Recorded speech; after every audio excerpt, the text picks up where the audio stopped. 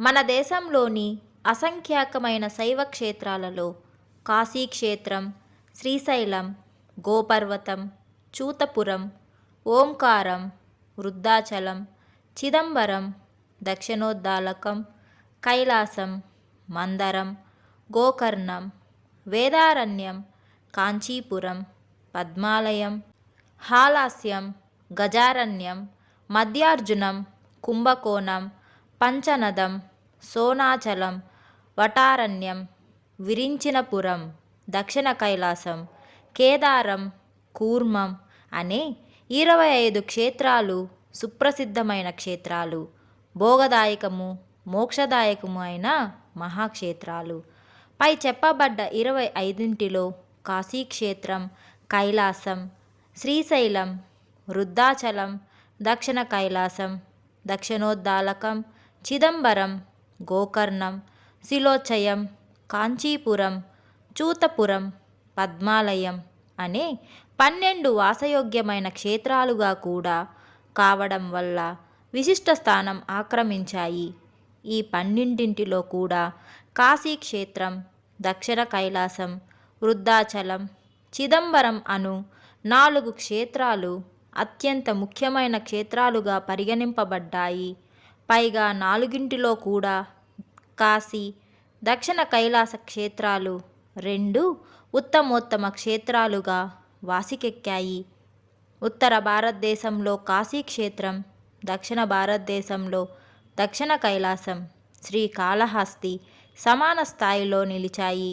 ఈ రెండింటిలో కూడా కాశీక్షేత్రంలో పర్వతం లేనందువల్ల దక్షిణ కైలాస క్షేత్రంలో శివానందైక నిలయ పర్వతం ఉండడం వల్ల ఈ క్షేత్రం ఉత్తమ స్థానం సంతరించుకుంది. కాశాన్యుత్తు మరణ్ముక్తి అని పెద్దలు చెబుతూ ఉండడం మనం ఎరిగిందే. కాశీక్షేత్రంలో మరణించిన వారికే ముక్తి లభిస్తుంది. కానీ దక్షిణ కైలాస క్షేత్రంలో అలా కాదు. ఈ క్షేత్రంలో ఓ మారు అడిగితేనే చాలు, తరువాత ఆ వ్యక్తి ఎప్పుడైనా ఎక్కడ మరణించినా ముక్తి పొందుతాడు.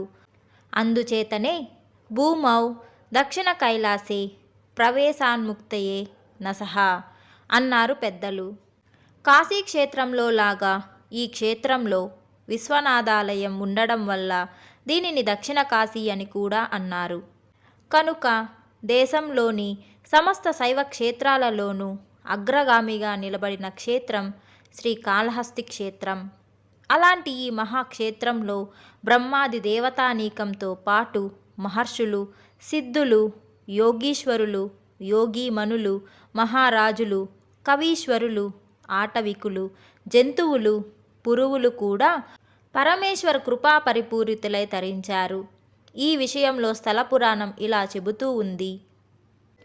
కృతయుగంలో ఈ క్షేత్రంలో తపమాచరించి సృష్టికర్త అయిన బ్రహ్మదేవుడు, ఋషి సత్తముడైన అగస్త్యుడు, జగన్మాత పార్వతీదేవి, మహాయోగినీమణి నీలాదేవి, శివద్విజుడైన హరిహరుడు, కేరళ దేశవాసి అయిన మయూరుడు, బ్రాహ్మణోత్తముడైన భీముడు, రాజయక్ష్మ రోగగ్రస్తుడైన చంద్రుడు, శివద్రోహ కిల్బిషంతో తేజోరహితుడైన సూర్యుడు, గురుహత్యా పాతకుడైన మహేంద్రుడు తరించారు. ఇలా కృతయుగంలో 10 మంది తరించారు ఈ మహాక్షేత్రంలో.